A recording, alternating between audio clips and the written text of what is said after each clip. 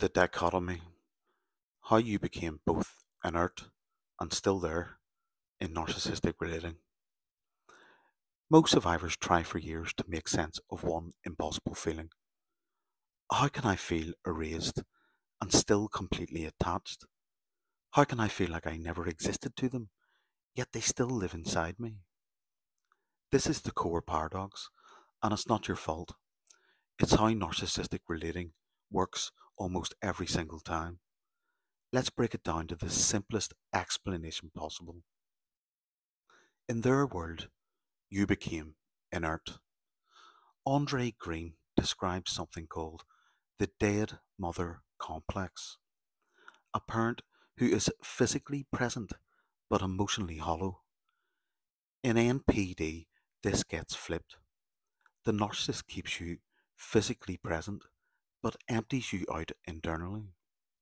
You become emotionally flat to them, psychologically silent, stripped of depth, stripped of inner life, stripped of unpredictability.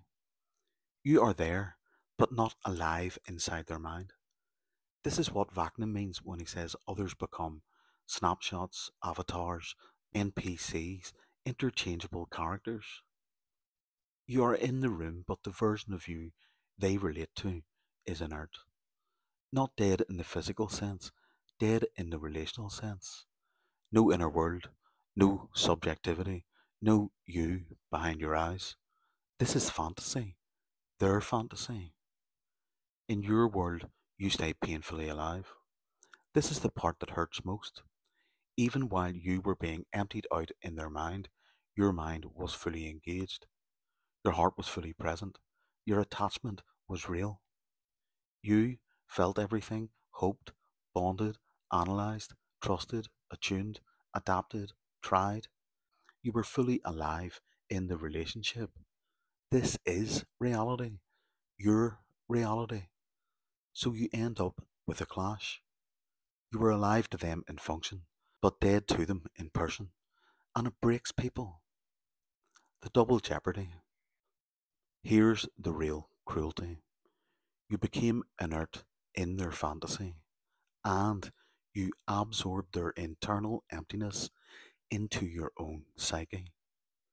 Your inertness isn't internal, it's imported. Two things happen at once. They erase you inside their mind. You stop existing as a real person. You internalize their emptiness. You start feeling a deadness that never belonged to you. This is the double jeopardy. You lose your place in their world and your place inside yourself. That's why you collapse. That's why you feel hollow. That's why your emotions go flat. That's why you feel unreal. That's why your memories feel fogged. That's why CIPR gets triggered. You didn't become empty. You swallowed emptiness that wasn't yours. The fantasy versus reality. You lived a real relationship. They lived a fantasy. Your feelings were real. Your pain was real. Your history was real. Your hopes were real. Their version was scripted, controlled, flat, pre-written, emotionally empty. You bonded to a human being. They bonded to a character. You were main character in your world. You were NPC in theirs. That's the split. You were not crazy. You were not unlovable. You were not invisible. You were not too much. What happened was you entered with reality. They entered with fantasy.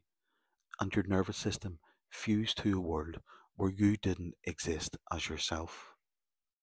That's why healing takes so long.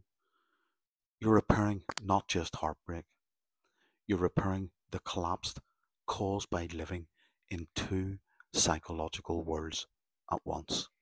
Peace out. Hope that helps.